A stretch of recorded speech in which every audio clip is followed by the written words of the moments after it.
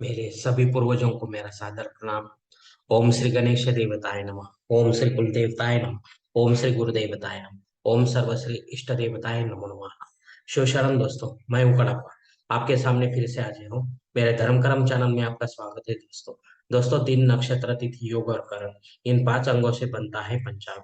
और रोज संकल्प छोड़कर पूजा करने से, पंचांग बोलने या सुनने से नाना सिद्धि आपको प्राप्त होने की संभावना बढ़ती है दोस्तों। क्योंकि तिथि हमें वैभव देते हैं, वार हमारी आयु बढ़ाता है, नक्षत्र हमारे सभी पापों को नष्ट करता है, योग हमें जुदाई से बचाता है, और करण हमारी सारी मनोकामनाएं पूरी करता है। लेकिन इसके लिए हमें शास्त्र शुद्ध स्वधर्म का पालन करना चाहिए, अंतःकरण शुद्ध करना चाहिए। वास्तु दोष अगर है तो उसे हमें नष्ट करना चाहिए। हमारा भक्ति मार्ग शास्त्रविद कर्मों से भरा होना चाहिए। आत्मा परमात्मा का मिलन हमारे जीवन का उद्देश्य होना चाहिए। इसके बाद ही हमें कोई सिद्धि प्राप्ति की आशा करनी चाहिए दोस्तों। दोस्तों, अब आपको पंचांग का सुनाना चाहते हैं। इसका उपयोग आप किसी भी धार्मिक कर्मकांड में आराम से कर सकते हैं दोस्तों।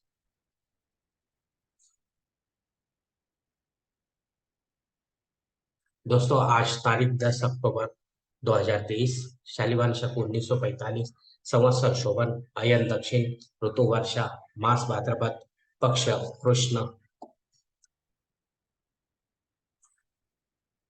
तिथि दोस्तों आज की एकादशी तिथि है। दोपहर 3:09 के बाद द्वादशी तिथि शुरू होगी। वार दोस्तों मंगलवार है। नक्षत्र दोस्तों मघा नक्षत्र है जो दिन रात रहेगा। योग दोस्तों साध्य योग है। सुबह 7:46 के बाद शुभ योग शुरू होगा। करण दोस्तों आज का बालव करण है। दोपहर 3:09 के बाद कौलव करण शुरू होगा। और कल सुबह 4:25 के बाद तैतरी करण शुरू होगा दोस्तों। दोस्तों, प्रमुख ग्रहों की राशि स्थिति सुबह 5:30 बजे कुछ इस तरह होगी। सूरज जो है कन्या राशि में होगा। चांद जो है कर्क राशि में। गुरु मेष राशि में। और शनिदेव अपने कुंभ राशि में। बम्बई क्षेत्र में सूरज का आगमन और निगमन कुछ इस तरह होगा दोस्तों।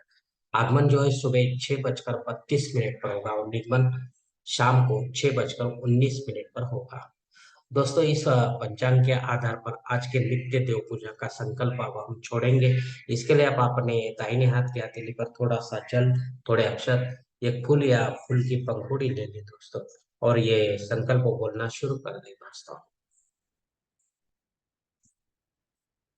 हर ओम शिव शिव शंभो राज्ञे प्रवर्तमान सत्य ब्रह्मण द्वितीय पराग श्वेत वराह कल्पे वैवस्वत मनवत कलियुगे प्रथम पादे जम्बूद्वीपे भरतवर्षे भरतखंडे मेरो दक्षिण दिग्भागे महाराष्ट्र देशे व्यावहारिक चांद्रमाने शालिवान शके 1945 प्रभावाति षष्ठी संवत्सरों में शोभन नाम संवत्सरे दक्षिण आयने वर्षा ऋतु भाद्रपद मासे कृष्ण पक्षे मंगलवार वासरे मगा नक्षत्र साध्य योगे बालव करने एकादशी शुभ तिथि वीर गोत्र में उत्पन्न मैं कड़पा मुंह पात्र तक्षय द्वारा श्री पार्वती पति परमेश्वर प्रत्यर्थ विधि विधान से पंचोपचार नित्य देव पूजा करिष्ये एवं इष्टलिंग पूजा करिष्ये। दोस्तों, यह संकल्प जो है यही पर खत्म हो चुका है। अब आप आपके दाहिने हाथ के हथेली पर जो संकल्प का पानी वो सामने वाले ताले में छोड़ दो दोस्तों। दोस्तों, इस संकल्प की काल मर्यादा जो है सुबह 7:46 तक है। इस समय के बाद अगर आपको कोई संकल्प छोड़ना है किसी धार्मिक विधि के लिए, तो कृपा करके आप ऊपर के बदले हुए पंचांग का सहारा लें और नया संकल्प छोड़े दोस्तों। दोस्तों, अब मुहूर्त विभाग में देखेंगे। दोस्तों, महालय पर्व शुरू होने की वजह से कोई भी धार्मिक तिथि के लिए कोई मुहूर्त नहीं है दोस्तों। जैसे कि सगाई, मंगनी, गोत्र, नामकरण, तंत्र, गृह प्रवेश, इनके लिए या इस विधि के लिए अश्विन मास में मुहूर्त है दोस्तों, अब नहीं है। और मुहूर्त विभाग के सेकंड पार्ट में दोस्तों, जनेऊ संस्कार के लिए माघ मास में मुहूर्त है, तब तक नहीं है। शादी ब्याह के लिए कार्तिक मास वास्तु शांति के लिए कार्तिक मास, भूमि पूजन तथा पर्यावरण के लिए भी कार्तिक मास में ही मुहूर्त है। तब तक कोई मुहूर्त नहीं है दोस्तों। देव मूर्ति की प्राण प्रतिष्ठा अगर करनी है आपको तो अश्विन मास में आपको मुहूर्त मिल जाएंगे दोस्तों। दोस्तों ऐसे समय में जब मुहूर्त नहीं रहता है तो अपने फायदे के लिए पंडित के माध्यम से जबरन कोई नया मुहूर्त निर्माण ना करें या गौण या आपातकाल के मुहूर्तों का भी चयन ना करें। तभी आप सही मुहूर्त का आनंद उठा पाओगे, लाभ ले पाओगे दोस्तों। दोस्तों अब पंचांग में दी गई कुछ अन्य महत्वपूर्ण जो जानकारी वो हम देखेंगे। पंचांग शुद्धि दोस्तों, दिन अच्छा दिन है। दिन विशेष दोस्तों इंदिरा एकादशी है और एकादशी श्राद्ध कर्म भी है दोस्तों। दोस्तों जो विष्णु भक्तगण भगवान विष्णु की सेवा करते हैं एकादशी व्रत के द्वारा, तो उन्हें नियमों का पालन करते हुए एकादशी व्रत पूरा करना है दोस्तों। और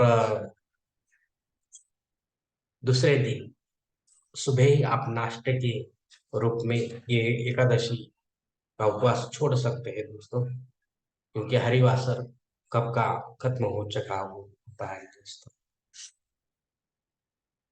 और इसके साथ ही उपवास के साथ ही आपको एकादशी व्रत की कथा भी सुनिए, उसका भी वीडियो मेरा अपलोड हो रहा है।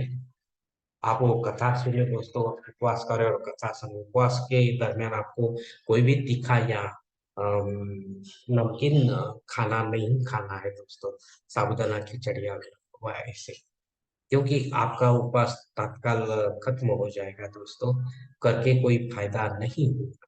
इसके लिए आप थोड़ा ध्यान रखें दोस्तों कि आपको आपके व्रत करने का जो पूरा पूरा फायदा आपको मिलना चाहिए दोस्तों। वो अगर नहीं मिलेगा तो फिर करके कोई फायदा नहीं है, ऐसा होता है दोस्तों।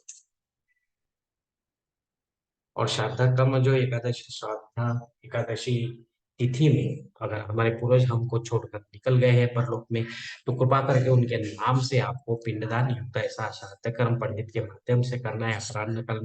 अपराह्न काल में करना है, मतलब 2 बजे से लेकर 4 बजे तक, और आपके घर करना है दोस्तों। तीर्थ क्षेत्र में भी आप कर सकते हैं, लेकिन वो शास्त्र मान्य होना चाहिए।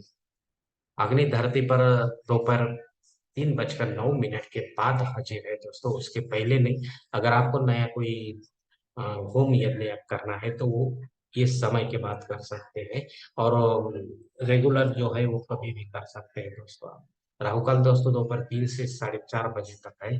अगर आपको इस समय में आपके कोई काम जो है महत्वपूर्ण काम वो अगर नहीं बनते हैं तो कृपा करके आप उसे वहीं छोड़ो और कोई समय में उसे पूरा करने की कोशिश करो। हो सकता है शायद आपको उसमें यश की प्राप्ति हो दोस्तों, क्योंकि ये राहु काल आपके लिए ठीक नहीं होता है